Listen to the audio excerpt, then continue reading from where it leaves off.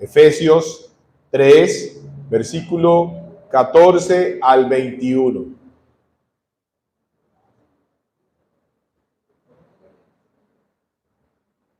Dice la palabra del Señor: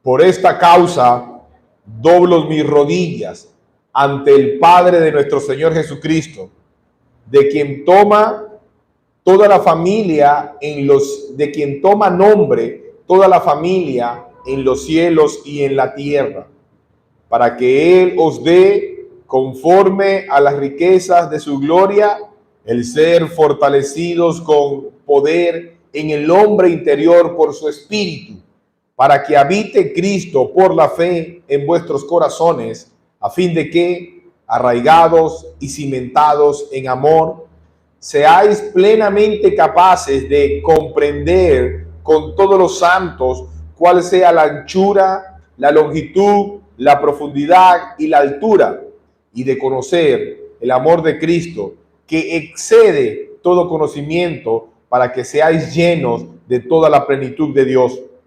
Y aquel que es poderoso para hacer todas las cosas mucho más abundantemente de lo que pedimos o entendemos, según el poder que actúa en nosotros, a Él sea gloria en la iglesia, en Cristo Jesús, por todas las edades, por los siglos de los siglos. Amén. Oremos. Amado Padre, estamos en tus manos. Padre, venimos ante ti esperando, Señor, que tú puedas llenar nuestras vidas, Señor, por medio de la exposición de tu palabra.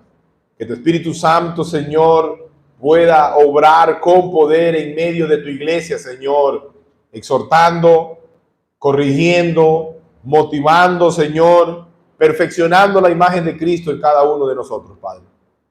Estamos delante de ti, oramos en los méritos de Cristo Jesús. Amén.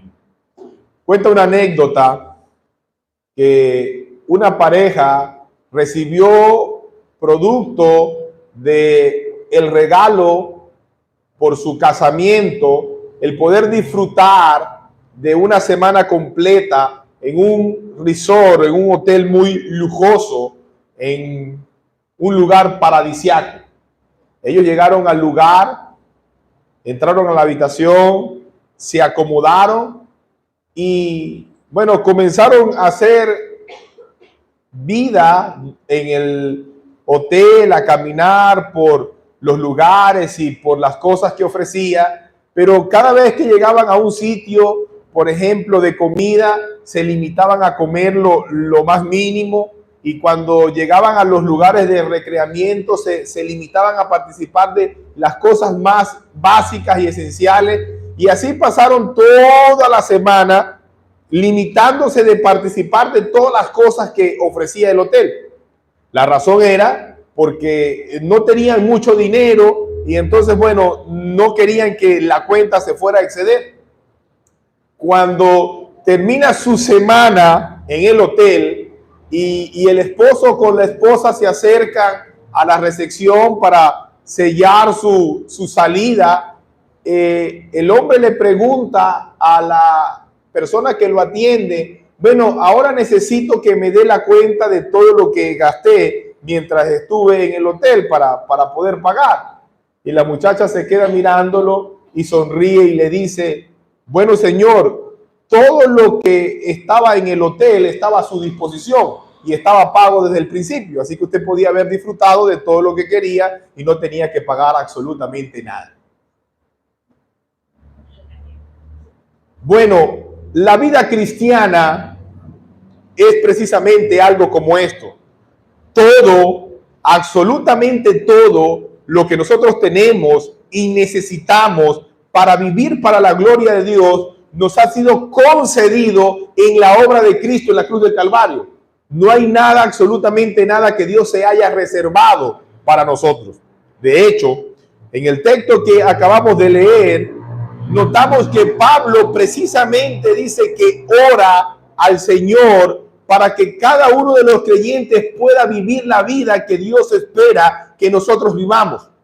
Una de las cosas que lamentablemente suceden por causa de nuestro desconocimiento de lo que Cristo logró para nosotros es que nosotros vivimos como pordioseros espirituales. Usted vive su vida cristiana no aprovechando y deleitándose en todas las riquezas que por gracia Dios le ha conseguido. Evidentemente que cuando me refiero a las riquezas no estoy refiriéndome específicamente a las cosas materiales, aunque pueden estar también incluidas. Recuérdense que la palabra del Señor dice que si Él nos dio a su Hijo, ¿cómo no nos dará con Él todas las demás cosas? Pero lo importante que nosotros debemos entender y razonar en cuanto a nuestra vida cristiana es que Dios nos ha concedido todo en los méritos de su Hijo. Y cuando nosotros como creyentes no podemos disfrutar de una plenitud en nuestra vida espiritual, es precisamente por causa del desconocimiento, de entender y poder apropiarnos de todo lo que Cristo logró para nosotros. Así que cuando el apóstol Pablo comienza el texto que tenemos por delante, él está diciendo por esta causa. Y cuando dice por esta causa, claramente que se está refiriendo a lo que ya él ha dicho anteriormente. Entonces usted tiene como tarea ir hoy y leer los primeros 3 capítulos de la carta a los Efesios para que usted se dé cuenta que Pablo se está refiriendo, cuando dice acá que por esta causa, al hecho real, verídico, contundente de que nosotros somos una familia en Cristo. Es decir, que Él nos ha hecho parte de su familia, que somos parte de la nación celestial, que somos un templo santo en el cual mora la presencia del Señor. Eso es una realidad de todos aquellos que están en Cristo. Él nos ha bendecido con toda bendición espiritual y nos ha sentado en lugares celestiales. Eso lo ha dicho Pablo. Eso quiere decir que todos aquellos que están en Cristo están en una posición altamente privilegiada. Pero lamentablemente, al desconocerlo y entenderlo, usted no vive de esa forma, sino que vive como un pordiosero espiritual. Por eso Pablo, precisamente, hablándole a los efesios, pone esto como una petición de su oración. Pablo dice que él ora y dobla sus rodillas ante el Padre de nuestro Señor Jesucristo, de quien toma nombre toda familia en los cielos y la tierra. Noten que su oración, la oración de Pablo en favor de la iglesia, va dirigida al Padre. Esta oración descansa en la paternidad de Dios, que es Padre de toda la familia de la fe. Pablo dirige su oración al Padre de nuestro Señor Jesucristo, que al mismo tiempo es Padre de todos los creyentes. No de todos los seres humanos, no. Porque todos los seres humanos no son hijos de Dios. Eso es falso. En el capítulo 1, versículo 11 y 12 en adelante, en el Evangelio según Juan dice, a los que le reciben y a los que creen en su nombre, a esos les ha dado potestad de ser hechos hijos de Dios. Solo aquellos que reciben a Cristo como Señor y Salvador y entregan sus vidas a Él por la fe, forman parte de la familia de Dios. Bueno, a esos ha hecho Cristo sus hermanos y hijos y parte de su familia. Hemos sido adoptados dentro de la familia de Dios. Entonces Pablo está mirando al Padre, rindiéndose ante Él y orando en favor de ¿quiénes? De sus hermanos, de la iglesia, de su familia. Dios siempre tiene sus oídos prestos a escucharnos. Él siempre acepta y recibe a sus hijos. Dios está disponible para aquellos que están en Cristo todos los días, todas las semanas, todas las horas, todos los minutos, todos los segundos. Dios tiene siempre una línea disponible para ti si tú perteneces a la familia de Dios. No hay un momento en el que Dios pueda decir, no, yo estoy muy ocupado para atenderte en este momento. No, Él está allí para sus hijos. Y Pablo dice que él ora al Padre precisamente fundamentada en la idea de que Dios, como un Padre amante, siempre escucha y responde las oraciones de sus hijos. Evidentemente, no siempre dice que sí, aunque siempre nos escucha. A veces dice sí, a veces dice no, y otras veces dirá no de la forma como tú me lo estás pidiendo. Pero siempre nos escucha. Siempre está allí para recibirnos. Así que Pablo comienza esta parte de su carta expresando la idea de que él va delante del Padre y se rinde delante de él. El hecho de que Pablo implique en su oración una rendición por medio de la acción de doblar sus rodillas, no quiere decir que orar de rodillas es la única forma como uno puede orar, en ninguna manera. Ahora, yo quiero que sepan que cuando Pablo dice que él dobla sus rodillas, no está hablando de arrodillarse como normalmente nosotros lo hacemos. Es decir, poner las rodillas en el suelo y quedar con el cuerpo hacia arriba. Esa no era la forma como oraban los judíos.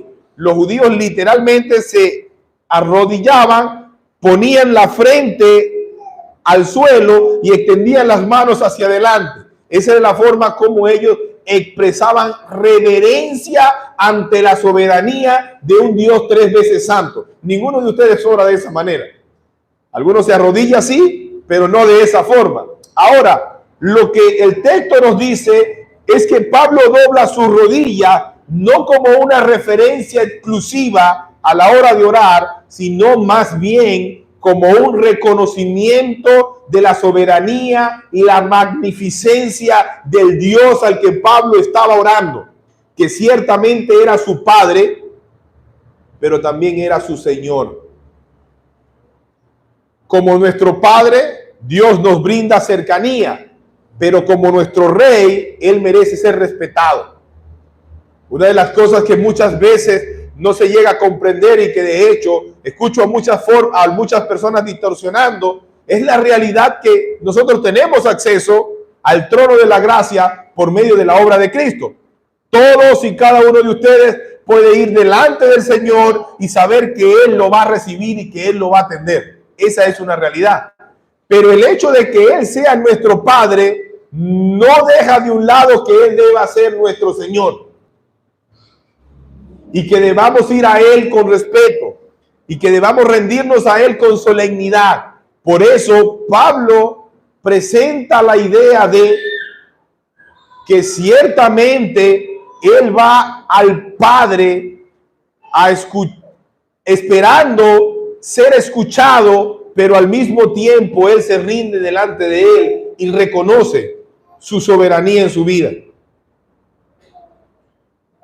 Cuando vamos al Padre, nos rendimos ante su presencia y debemos expresar un alto nivel de adoración.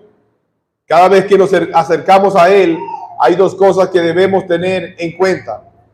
Debemos tener en cuenta que estamos cercanos al Señor como nuestro Padre, pero al mismo tiempo debemos respetarle y reverenciarle en intimidad y en adoración. Dios es nuestro Padre, pero también es nuestro Rey soberano. Cercanía y respeto, intimidad y adoración. Luego, un aspecto que marca la petición de Pablo es que él no pide de las riquezas de Dios. Noten el texto, vayan conmigo, versículos 14 y 15. Por esta causa doblo mis rodillas ante el Padre de nuestro Señor Jesucristo, de quien toma nombre toda la familia en los cielos y en la tierra, para que Él os dé. ¿Qué es lo que está pidiendo Pablo? Que Él nos dé. ¿Que nos dé cómo? ¿De sus riquezas o conforme a sus riquezas. Permítanme ver esto, ponerles un ejemplo sencillo. Si le pidiésemos a un millonario que nos diera de sus riquezas, eso podría ser $1 o podría ser $1.000.000. Nos está dando de sus riquezas, ¿cierto?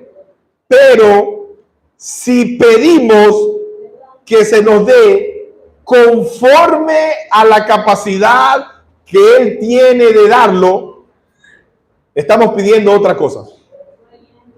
Dar de las riquezas es dar lo que nos quieran dar. Pero si pedimos un regalo conforme o en relación proporcional a las riquezas que una persona tiene, entonces estamos esperando otra cosa. Pablo dice que él ora para que Dios nos dé conforme sus riquezas. Ahora, la capacidad de Dios no tiene límites.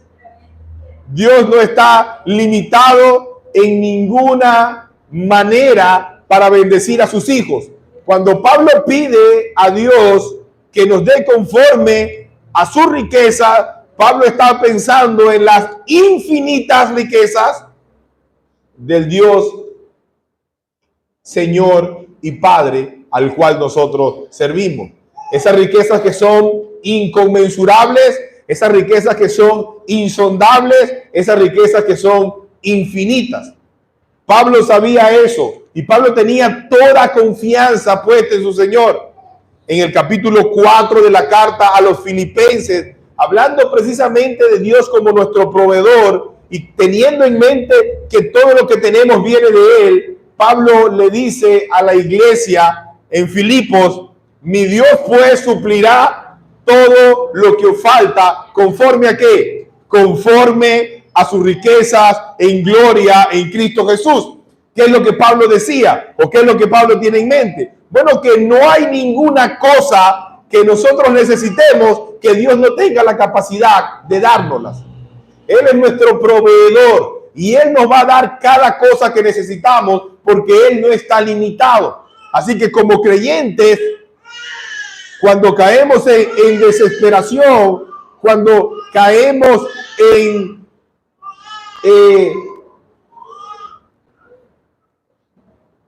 esa actitud de desconocer lo que Dios tiene y la forma como Dios puede bendecirnos, cuando desconfiamos del Señor, entonces lo que estamos haciendo es tener una imagen diferente de la que la Biblia nos habla de Dios. ¿Puede Dios darnos todas las cosas que necesitamos? Pablo dice sí, sí, Él puede suplir cada cosa que nosotros necesitamos porque Dios no tiene ningún tipo de limitación. Así que como creyentes y en medio de nuestro peregrinaje, en medio de nuestro caminar hacia la ciudad celestial, en medio de las diferentes luchas y situaciones que cada uno de ustedes puede afrontar, usted tiene que estar convencido de esto. Dios va a darle cada cosa que usted necesita para cumplir el propósito que Él le ha encomendado de este lado de la eternidad. Si usted no puede cumplir el propósito, si usted es negligente en cumplir el propósito que Dios le ha encomendado, no es por falta de recursos, es por falta de compromiso. No es porque Dios no le haya dado lo que usted necesita, es porque usted no se ha apropiado y no ha utilizado bien los recursos que Dios le ha dado. Así que cuando alguien está pasando por una situación complicada, no es porque Dios lo haya abandonado, es porque usted le ha vuelto la espalda a Dios y eso es totalmente diferente. Porque Dios le ha dado en Cristo Jesús todo lo que usted necesita para vivir de este lado de la eternidad para la gloria y honra de su Señor. Nunca va a ser por falta de recursos, siempre va a ser por negligencia de su parte. No es porque Dios no le haya dado lo que usted necesita, es porque usted no está usando lo que Dios le ha dado, que eso es totalmente diferente. Pablo dice Yo oro para que el Señor les dé conforme a sus riquezas en gloria. Si Pablo confiaba en algo, era en la capacidad que Dios tenía de bendecir a su pueblo. Este es un punto en el que continuamente nosotros fallamos en nuestra vida cristiana. Llegamos a menospreciar la capacidad infinita que Dios tiene para bendecirnos. La próxima vez que usted se acerque al Padre en oración, recuerde que Él no está limitado en su capacidad de dar. No, Dios no tiene limitaciones.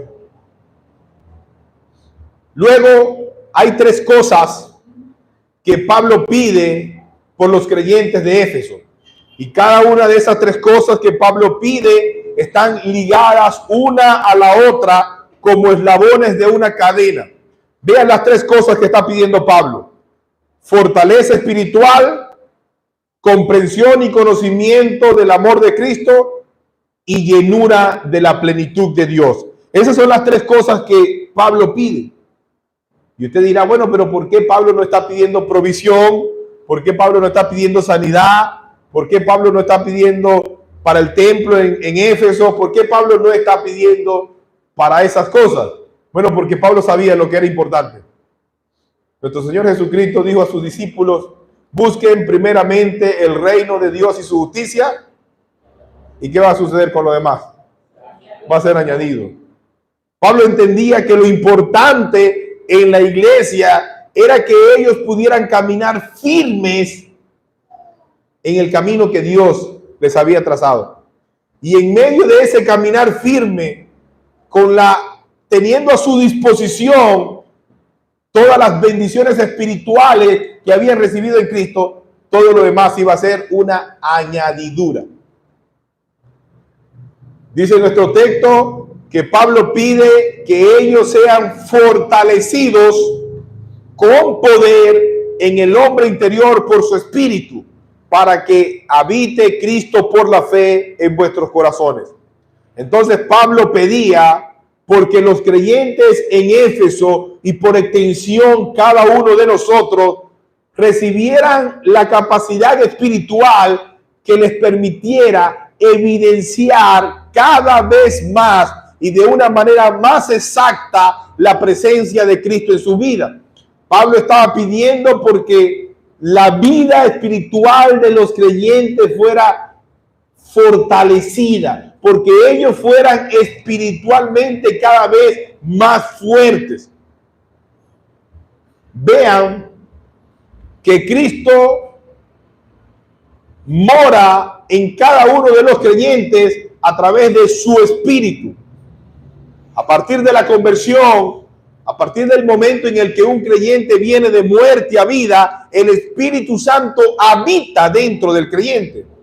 Y ese habitar del Espíritu Santo en el creyente pone a la disposición del creyente esa fortaleza espiritual que el creyente necesita.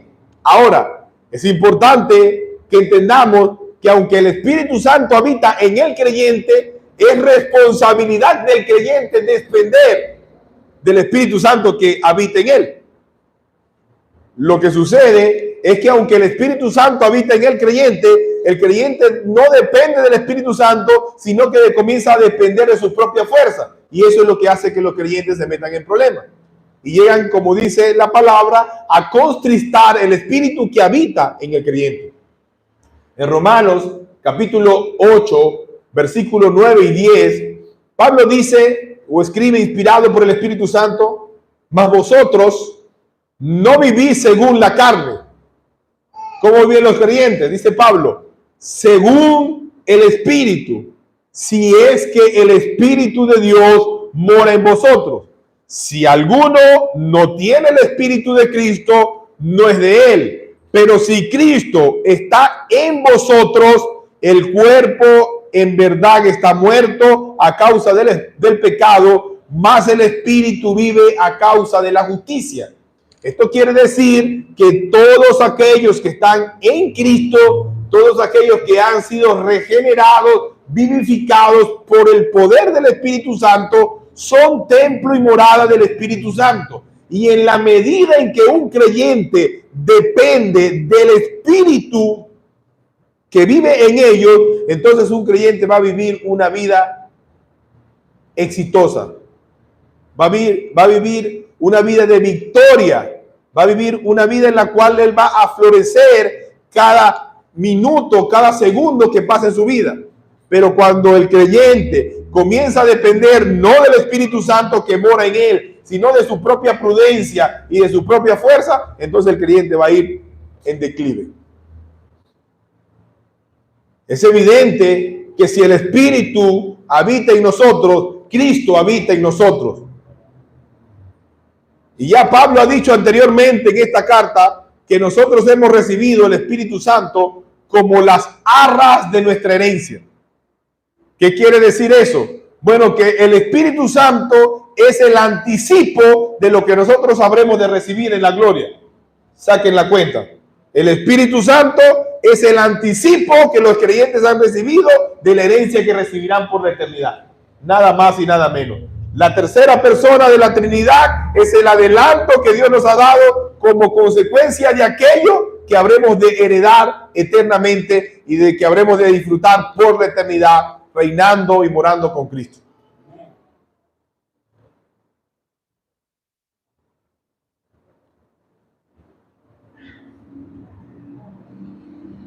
El apóstol Pablo está pidiendo entonces que en el creyente pueda ser fortalecido en su espíritu interior y que esa fortaleza sea evidenciada por la forma como Cristo se ve en la vida de cada uno de los creyentes.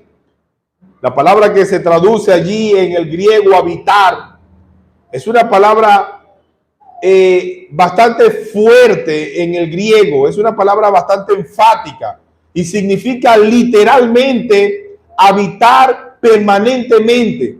Eso quiere decir que la petición de Pablo apunta a la realidad de que Cristo habita en cada creyente y que eso debe ser una realidad que se muestre cada vez más arraigada y que se evidencia a través de la fe en el creyente. Cuando los creyentes entendemos que Cristo habita en nosotros por medio de su Espíritu Santo y nos conducimos en nuestras vidas diarias a partir de esa realidad, entonces a eso le llamamos caminar por fe. Cuando entendemos que Cristo habita en nosotros por medio de su Espíritu Santo y tenemos una convicción clara y correcta de lo que eso implica en el conducirnos en nuestra vida diaria. La vida de los cristianos estarían desprovista de cualquier sentido sin el poder sobrenatural de Dios obrando en nuestras vidas. No pudiéramos vivir para la gloria de Dios si el Espíritu Santo de Dios no mora en nosotros. Así que todo lo que nosotros podemos hacer en términos espirituales depende precisamente del Espíritu Santo que mora en nosotros y de que cada uno de nosotros viva de acuerdo al Espíritu que habita en él. Vean que el objetivo primordial del apóstol Pablo era el bienestar espiritual de los creyentes. Él está hablando del hombre interior, es decir, está hablando del ser espiritual. Las prioridades de Pablo eran las prioridades de Dios. A él le interesaba más nuestra santidad que nuestra comodidad. ¿Lo entiende? Los creyentes se preocupan por estar cómodos en este mundo, pero se olvidan que en este mundo somos solo peregrinos, que nuestra estadía en este lado de la eternidad es solo temporal, que un día saltaremos a la gloria eterna y todo lo que tengamos de este lado de la eternidad será un pasado. El creyente olvida que debemos acumular tesoros no en este mundo, sino en el reino de nuestro Padre. El creyente olvida que lo importante no son nuestras posesiones terrenales ni nuestro bienestar temporal en el aquí y en el ahora, sino que estamos caminando rumbo a la gloria. Y allá es donde debemos acumular tesoro, donde el ladrón no se lo roba. Debemos acumular un tesoro eterno. Entonces, Pablo está apuntando a la realidad de lo que realmente es importante para el creyente, es vivir de este lado de la eternidad, vidas santas para la gloria de Dios. Por eso Pablo está preocupado por la realidad de los creyentes en cuanto a su vida espiritual. Él no está preocupado por las situaciones temporales. Él no está preocupado por las cosas que normalmente usted está preocupado. Por la comida, por el vestido, por la casa, por el carro, porque si me enfermo, porque si no me enfermo, porque si tengo, porque si no tengo. No, esas no son las cosas que Pablo tiene en mente. Pablo tiene en mente la realidad espiritual del creyente. Pablo tiene en mente el crecimiento espiritual. Pablo tiene en mente el hombre interior. Eso es lo que Pablo realmente tiene en mente y a eso es lo que Pablo está apuntando. La segunda petición que encontramos dice Pablo, a fin de que, es decir, siendo que sea una realidad de que Cristo habita en ti y de que estás creciendo en la fe y de que estás siendo fortalecido en la fe, Pablo dice a fin de que siendo esto una realidad, arraigados y cimentados en amor, seáis plenamente capaces de comprender con todos los santos cuál sea la anchura, la longitud, la profundidad y la altura, y de conocer el amor de Cristo que excede a todo conocimiento. Si ustedes lo notan, van a ver que una consecuencia directa de la fortaleza espiritual que Pablo pide en primera instancia tiene que ver con la idea de crecer y comprender el amor de Dios que ha sido derramado en nosotros a través de la persona de Cristo. Si Cristo está en nosotros por medio de su Espíritu Santo, entonces nuestras vidas van a estar fundadas en el amor. Cual árbol que se arraiga al suelo o cual edificio que se levanta sobre la tierra, el amor de Cristo nos da vida cuando estamos muertos, y esa vida que hemos recibido de parte de Cristo son sostenidas también por su amor.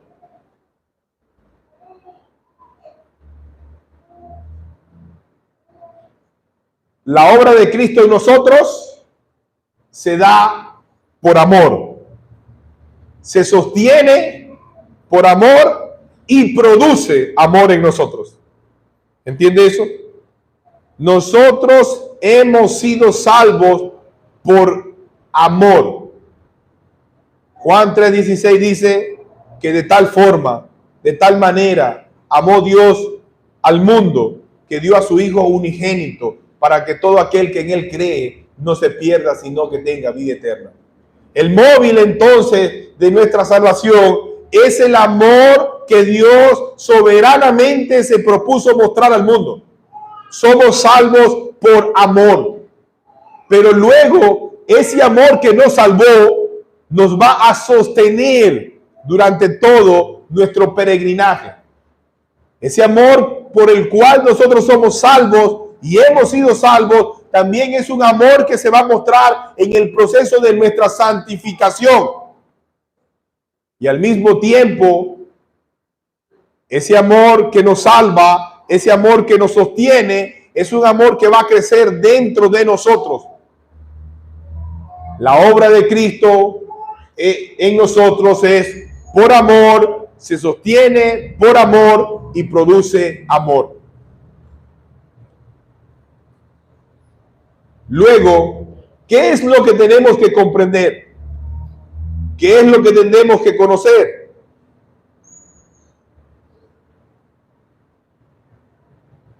¿Hacia dónde está apuntando específicamente la petición del apóstol Pablo cuando dice que seamos plenamente capaces de comprender.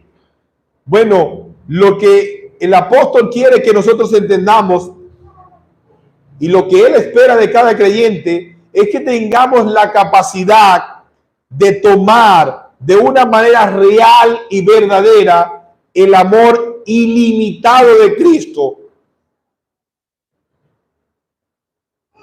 del cual en un esfuerzo humano por explicar y por definir, Pablo lo presenta en virtud de sus dimensiones.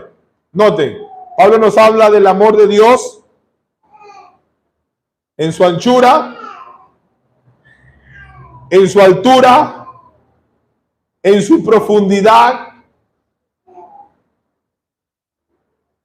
Una canción de niños dice que el amor de Dios es tan alto que no podemos estar encima, tan profundo que no podemos ir debajo y tan ancho que no podemos estar a un lado. Y termina diciendo, grande es el amor de Dios.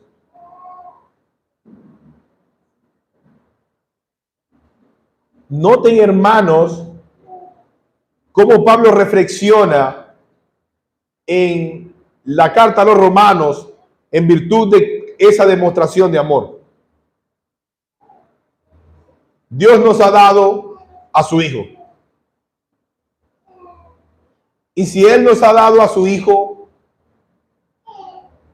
si el amor de Dios es tan grande, tan alto, tan profundo, tan ancho, tan infinito, que nos ha dado a su Hijo, la pregunta es, ¿no te dará todas las otras cosas? ¿No te dará cada cosa que necesites? Si Dios te amó tanto que dio a su Hijo para que muriese por tus pecados, si Dios te amó tanto que el castigo infinito que tú merecías por causa de tus pecados, Cristo lo sufrió en la cruz del Calvario, la pregunta es, si eso es una realidad en tu vida, ¿no te dará Dios todas las otras cosas que tú necesitas?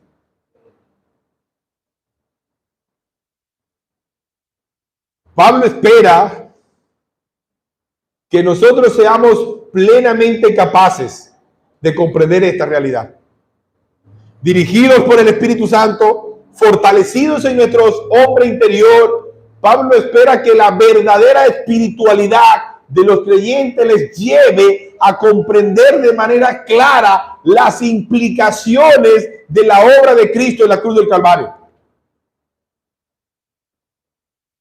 Y como explica el texto, Pablo continúa diciendo que nosotros podamos conocer el amor de Cristo que excede todo conocimiento. Vean esto. Desde la perspectiva humana, nosotros nunca podremos tener una expresión totalmente verídica de ese infinito amor, porque nuestras mentes son limitadas. Y por más que nosotros nos esforcemos, siempre vamos a tener una expresión limitada del amor infinito que Dios ha derramado sobre nuestras vidas, es decir, sobre aquellos que están en Cristo Jesús.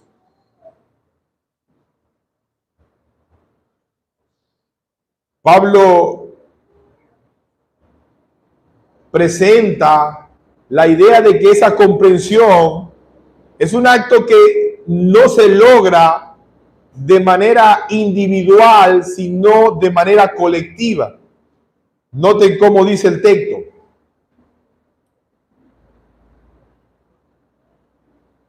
A fin de que, arraigados y cimentados en amor, seáis plenamente capaces de comprender con todos los santos. ¿Qué quiere decir esto? Bueno, el punto es que ese conocimiento del amor de Dios no se logra en una experiencia individual, no es algo místico. Nosotros llegamos a comprender ese amor en nuestra interrelación los unos con los otros, porque nosotros vemos el amor de Dios expresado en la vida de mi hermano, pero también veo el amor de Dios expresado en el amor que mi hermano expresa hacia mí y en el amor que yo expreso hacia él. Por eso esa comprensión de la que Pablo nos habla en el texto llega a experimentarse en la comunión de la iglesia. No hay otra forma como el creyente llegue a esa comprensión sino por medio de la experiencia de vivir en la comunidad de aquellos que han sido salvos por gracia. Porque cada uno de aquellos que estamos en Cristo hemos sido salvos por amor y somos sostenidos en amor para que ese amor sea producido en nosotros. ¿Y cómo es que eso se va a ver en la práctica? Bueno, yo voy a mostrar el amor de Dios a otros y otros van a demostrar el amor de Dios a mí. Es decir, que en ese acto recíproco de amarnos los unos a los otros, estamos comprendiendo y creciendo precisamente en el entendimiento de que Dios nos ha amado. ¿Por qué? Porque nosotros no amaríamos a nadie si no es porque Dios nos amó a nosotros primero. El ser humano por naturaleza es egoísta y en su estado caído se ama a sí mismo. Pero cuando nosotros llegamos a la comprensión y crecemos en esa comprensión de lo que Cristo hizo por nosotros, dejamos de pensar en nosotros y comenzamos a pensar en aquellos que están a nuestro alrededor. Entonces, ese amor con el que Cristo nos ha abrazado llega a hacerse extensivo a todos aquellos que están a nuestro alrededor. Por eso es en medio de la comunidad de gracia, es en medio de la iglesia, particularmente en medio de del ámbito de la iglesia local, donde los creyentes se aman unos a otros y por tanto llegan a ser una expresión real y verídica de lo que Dios ha hecho en su vida. Vean cómo lo presenta Juan. Porque si tú no amas a tu hermano, al que tienes a un lado, ¿cómo dices que amas a Dios? Y si tú no expresas amor a aquellos que ves todos los días y a aquellos por los cuales Cristo murió en la cruz del Calvario, entonces ¿cómo es que tú dices que Dios te ha amado a ti? ¿Lo entienden? Cuando tú entiendes lo que Cristo hizo por ti y cómo es que ese amor se ha hecho patente en tu vida, entonces tú comienzas a amar a aquellos por los cuales Cristo murió en la cruz. Porque si tú amas a Dios, amas a aquellos por los cuales Cristo dio su vida en la cruz del Calvario. Entonces Pablo explica en el texto de manera muy profunda que esa comprensión se logra en la interacción mutua de la relación que tenemos aquellos santos que hemos sido salvos por gracia.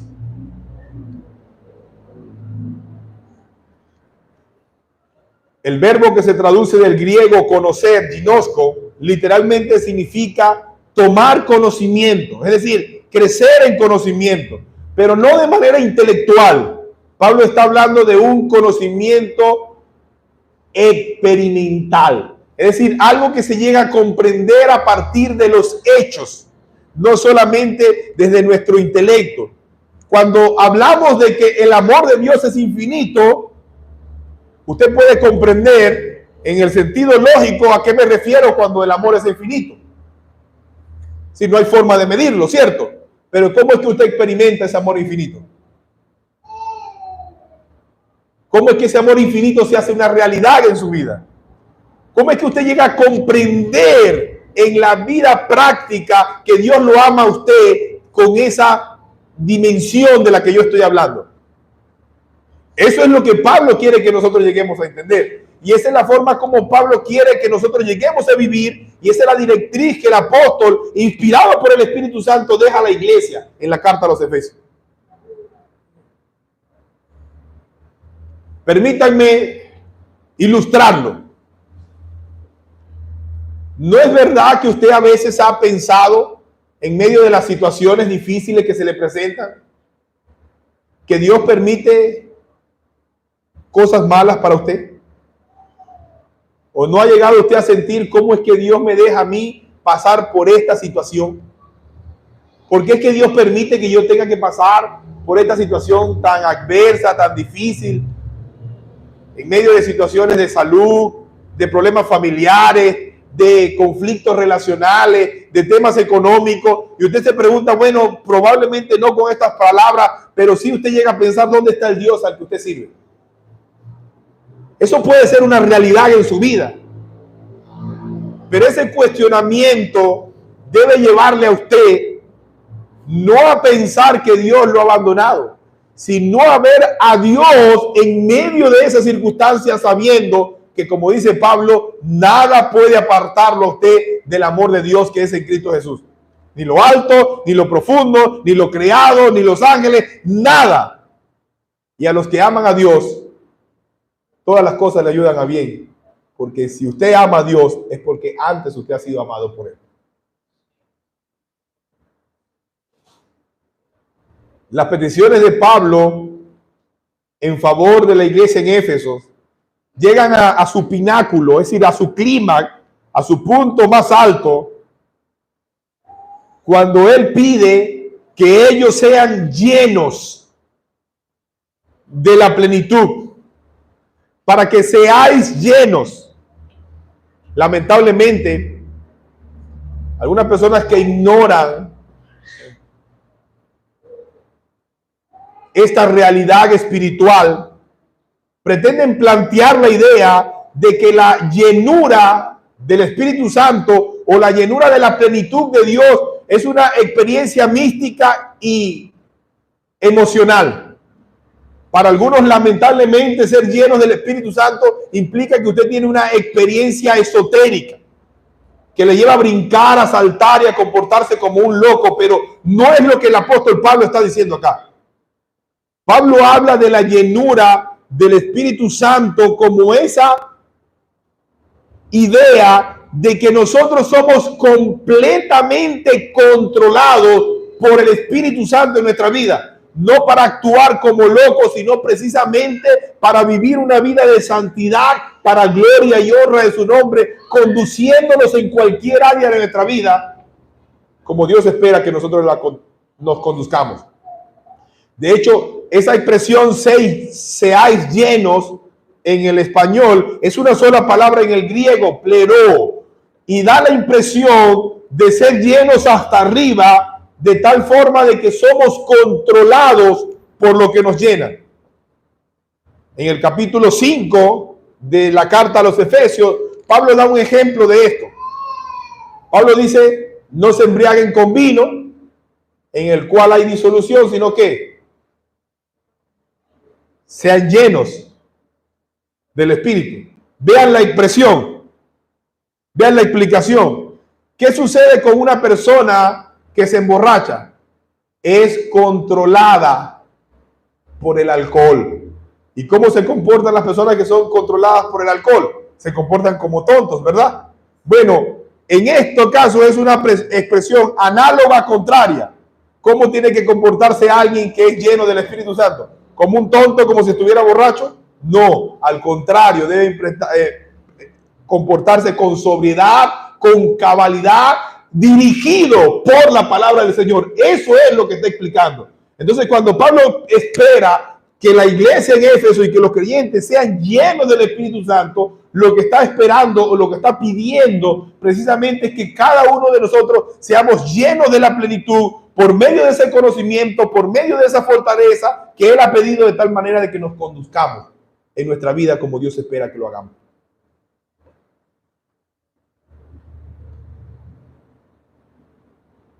Uno de los anhelos más ardientes, más fervientes del apóstol era que cada uno de los creyentes pudiera ser controlado de manera absoluta por la plenitud de Dios. Ahora, entienda que aunque era lo que Pablo deseaba, este es un deseo que en la práctica es completamente imposible. Ninguno de nosotros alcanzará la perfección de este lado de la eternidad. Siempre tendremos que luchar con nuestro pecado, siempre tenemos que luchar con nuestra carne mientras estemos en el aquí y en el ahora. Entonces, Pablo está apuntando a lo que él esperaba fuera el objetivo final de la vida del creyente. Lo que se dará en la gloria cuando nuestra naturaleza carnal sea vestida de incorruptibilidad.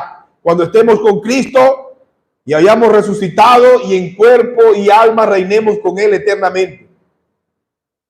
Sin embargo, mientras estemos de este lado de la eternidad, debemos esforzarnos por manifestar en nuestras vidas la obra de Dios de la manera más nítida posible. Debemos crecer cada día en santidad, producto de la obra del Espíritu Santo en cada uno de nosotros. Las peticiones han venido en un ascenso constante que nos traen al nivel más alto. En un primer plano, el apóstol pide que seamos fortalecidos en el hombre interior con poder, algo que solo se obtiene en la medida en que Cristo habita en nuestras vidas por la fe. Luego sube a otro nivel, sustentado por el primero, y pide fortaleza espiritual que nos lleve a comprender y conocer las dimensiones infinitas del amor de Cristo por nosotros, para que entonces seamos y podamos ser llenos de la plenitud de Dios. ¿Y a dónde apunta este nuevo deseo? ¿A dónde apunta esta petición de Pablo de que seamos llenos de Dios? Bueno, en Colosenses capítulo 2, versículo 9 dice: porque en Él, es decir, en Cristo, habita corporalmente toda la plenitud de la deidad. ¿Y qué es esto? Sino que Cristo habite en nosotros, controlando por completo cada área de nuestra vida. Para eso es necesario que nosotros menguemos y Cristo que crezca en nosotros. La mejor experiencia o la mejor expresión, diría yo, de esta realidad es como Pablo lo expresa en la carta a los Gálatas, capítulo 2, versículo 20. ¿Cuál debe ser la realidad de cada uno de nosotros? Bueno, como Pablo lo expresa: con Cristo estoy juntamente crucificado. Y ya no vivo yo, sino que ahora vive Cristo en mí. Y lo que ahora vivo en la carne, lo vivo en la fe del Hijo de Dios, que me amó y dio su vida por mí. Esa es la forma como los creyentes deben vivir. El yo, tus deseos, tus opiniones, tus perspectivas, lo que tú eres está clavado en la cruz. Ahora no vives como tú quieres. Ahora vives de acuerdo a lo que tu Señor Cristo, que te amó y dio su vida por ti, dicta. Tú crucificas el yo en la cruz para que Cristo pueda vivir a través de ti. Eso es lo que Pablo está explicando. El apóstol Pablo, en su carta a los romanos, disertando acerca de la realidad práctica de ser controlado por Cristo y de cómo muchas veces nos encontramos confrontados con la realidad de querer hacer lo bueno y terminar haciendo lo malo, explica en el capítulo 8 de la carta: así que, hermanos, deudores somos, no a la carne, para que vivamos conforme a la carne. Porque si ustedes viven conforme a la carne, morirán. Mas si por el Espíritu hacen morir las obras de la carne, vivirán. Porque todos los que son guiados del Espíritu de Dios, estos son hijos de Dios. ¿Lo ven? ¿Cómo es que se expresa en la realidad que tú eres un creyente verdadero, parte de la familia de Dios, que vives en comunión con Cristo y en comunión con tus hermanos? En la medida en que tu vida es una expresión de caminar en la santidad a la que Dios te ha llamado. Porque la realidad es esta: si tú has sido regenerado, si tú has sido justificado, ahora mismo tú estás siendo santificado. Dios está perfeccionando el carácter de Cristo en tu vida, y cada día que pasa vas a ser más como Cristo. La imagen de Cristo va a ser más patente en tu vida. Cada vez que somos tentados a desobedecer la palabra de Dios,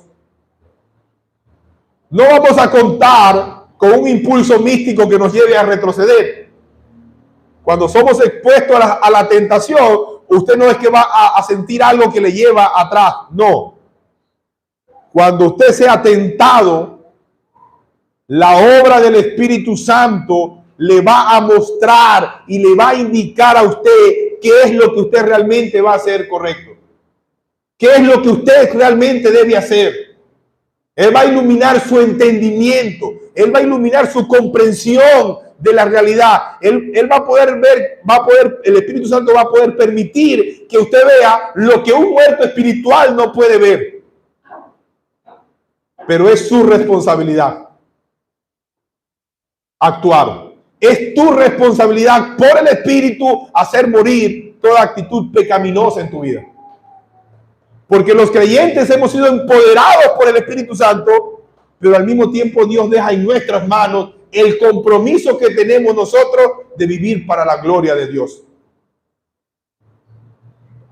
Cualquier deseo que nos impulse en nuestras vidas a actuar contrariamente a lo que la palabra de Dios dice, al mismo tiempo va a ser retenido por el entendimiento de lo que la palabra de Dios demanda para nosotros.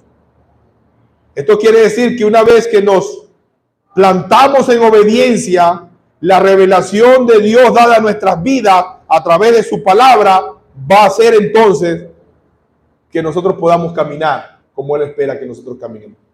De eso se trata, ser llenos del Espíritu Santo. De eso se trata, ser llenos y gobernados por el Espíritu de Dios. Es decir, cuando el Espíritu de Dios ilumina nuestro entendimiento y nos permite ver con claridad qué es lo que Dios demanda, y nosotros lo hacemos. De eso se trata, de que Cristo habite plenamente en cada uno de nosotros. Porque lo contrario es contristar al Espíritu por causa de nuestro pecado.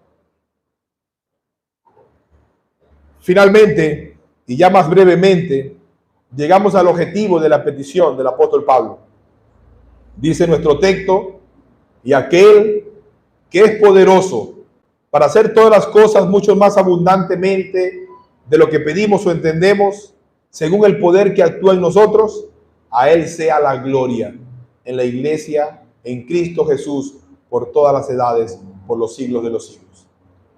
Todas las cosas que vienen de Dios a nuestra vida tienen un propósito primario. Todas las cosas que Dios nos da tienen un propósito principal, y es que Él reciba la gloria, el honor y la alabanza de nuestra parte. Todo lo que existe fue creado para alabanza del nombre de Dios. Apocalipsis capítulo 5, versículo 13: y todo lo creado que está en el cielo y sobre la tierra y debajo de la tierra y en el mar y en todas las cosas que en ellos hay, oí decir, dice el apóstol Juan, al que está sentado en el trono y al Cordero sea la alabanza, la gloria y el poder por los siglos de los siglos. El objetivo de Dios al bendecirnos es llevarse la gloria. Por eso, habitualmente nos sorprende cuando casi perdemos las esperanzas. Por eso es que muchas veces Dios deja que tú sigas solo tu camino para que llegues a caer en cuenta de que dependes absolutamente de Él. Él deja que nosotros nos enorgullezcamos y actuemos como engreídos y hagamos las cosas a nuestra manera y pasemos dificultades por hacer las cosas de esa manera. Para que entonces luego Él intervenga, nos libre de las situaciones en las que nos encontramos, y entonces nosotros terminemos glorificando y exaltando su nombre. Dios puede hacer más abundantemente de lo que nosotros pedimos y aún de lo que podemos siquiera imaginar. Dios no está limitado en ningún sentido y en ninguna manera. Siempre nos va a dar más allá de lo que nosotros pedimos. Siempre va a ir más allá de lo que nosotros podemos comprender. Y una muestra de ellos es el poder que actúa en nosotros, dándonos vida cuando estábamos muertos y sosteniéndonos aún cuando siempre estamos inclinados a caer. Dios siempre va más allá de nuestra limitación humana.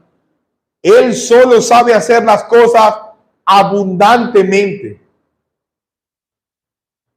Si tú le dijeras a un grupo de ingenieros de la famosa fábrica de carros Rolls-Royce, y tú fueras a esa fábrica y le dices, yo quiero un carro básico, espero que usted sepa lo que es un Rolls-Royce, yo nunca he visto alguno, pero sé que son buenos. Y entonces usted va a esa fábrica y le dice, yo quiero un carro básico, un carro sencillo, un carrito que ruede para adelante, con algunas velocidades, sin muchos lujos y sin mucha ostentación. Yo quiero un carro como eso. ¿Saben qué le dirían ellos? Nosotros no hacemos carros de ese tipo. Solo construimos carros de altísimo nivel, muy lujosos, personalizados, carros de altísima calidad. Eso es lo que nosotros hacemos. Bueno, Dios solo sabe hacer las cosas mucho más excelentemente de lo que tú y yo podemos imaginar. No sabe hacer las cosas de ninguna otra manera. ¿Recuerdan las bodas de Canaán de Galilea? Bueno, ellos estaban allí, era una boda, la gente había bebido tanto que se habían acabado el vino que había en la boda. Jesús estaba como invitado en la boda, su mamá le dice, se acabó el vino.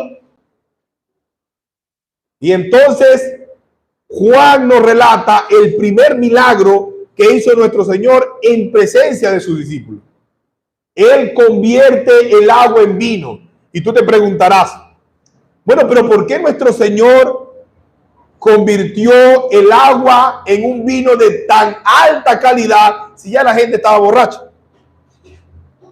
Ellos no iban a poder diferenciar entre el buen vino y el mal vino. El maestresala lo explica. La gente primero da el buen vino, porque evidentemente cuando están en sus cabales la gente puede diferenciar entre lo bueno y lo malo. Pero ya después que ha bebido mucho, usted que es un borracho, o era un borracho, perdón, discúlpeme, sabe que ya después que ha bebido mucho, usted no diferencia en nada. Lo que le den, eso pasa, ¿verdad? ¿Cuántos dicen amén? Ah, aquí tenemos un borracho por aquí. Entonces, luego de eso, el maestresala recibe el vino y queda totalmente impresionado. Y dice, es increíble. Es primera vez que esto me sucede. ¿Cómo es que ustedes han reservado el mejor vino para el final? Nunca había probado un vino como este. La pregunta es, ¿por qué el Señor hizo un vino de tan altísima calidad para un grupo de borrachos que ya no iban a diferenciar entre lo bueno y lo malo? El Señor no sabe hacer las cosas de otra manera. Siempre hace las cosas más excelentemente de lo que nosotros pedimos y entendemos. Él nunca nos va a dejar a expensas de nuestras propias debilidades y a expensas de nuestras propias capacidades. Tú puedes creer lo que es mejor para tu vida o lo que es bueno para tu vida. Tú que puedes tener una perspectiva de lo que tú necesitas, pero el Señor siempre tendrá una comprensión superior y siempre te dará lo mejor. Tú puedes creer, saber lo que necesitas, pero el Señor siempre sabe lo que es mejor para ti. Y eso es lo que vas a recibir de su parte. Un comentarista dice, Dios es poderoso para hacer todo lo que le pedimos. Es aún capaz de hacerlo lo que no nos atrevemos a pedir, sino meramente imaginar. Puede hacer más de esto, mucho más, muchísimo más. Además, el apóstol agrega de inmediato que no se está refiriendo a cosas abstractas. La omnipotencia revelada por Dios al contestar la oración no es una invención de la imaginación, sino que obra en consonancia a aquella operación de su poder que ya está obrando dentro de nosotros. Nos sacó de las tinieblas y nos trajo a la luz. Nos transformó de hijos de ira a hijos muy amados en Cristo. Nos llevó de un estado de rebeldía a un estado de reconciliación con Dios. Nos reconcilió con Él y nos reconcilió con los hombres. El poder de Dios, hermanos, hermanas, es infinito. Fue aquel que levantó a Cristo de entre los muertos y ahora también operó vida espiritual en ti y en mí cuando estábamos muertos espiritualmente y nos levantó y nos trajo de nuestras tumbas espirituales. Y ahora mismo está operando en cada uno de nosotros. Ahora mismo el Espíritu Santo está fluyendo en medio de su iglesia y a través de la predicación de su palabra está trayendo santidad, está trayendo fortaleza espiritual, está trayendo convicción de pecado. Él sigue perfeccionando la imagen de Cristo en cada uno de nosotros por ese mismo poder que un día te levantó de entre los muertos. No hay nada imposible para nuestro Dios. Siempre operará con el propósito firme de que cada uno de nosotros le demos la gloria. Él puede hacer y siempre hará más abundantemente de lo que nosotros pedimos y entendemos. Entonces, ¿qué hacemos nosotros? Levantamos nuestras manos, nos rendimos ante Él y decimos: a Él y solo a Él sea la gloria en Cristo Jesús por todas las edades, por los siglos de los siglos. Amén. Oremos. Padre, gracias. Gracias, Señor, por tu palabra, Padre. Gracias, Señor, porque aún en medio de nuestra indignidad, aún en medio, Señor, de nuestras fallas, aún en medio de nuestras falencias, Señor, a ti te place, Señor, estar delante de nosotros, guiarnos, Señor, asistirnos, bendecirnos, Padre amado. Estamos en tus manos, Señor. En tus manos nos abandonamos. Bendice a tu iglesia, fortalécela, Señor. Ayúdanos, Señor. Danos entendimiento y sabiduría, Señor, para seguir adelante. Fortalécenos, Señor, por medio de la obra de tu Espíritu Santo, Padre. Estamos delante de ti, oramos, en los méritos de Cristo Jesús. Amén.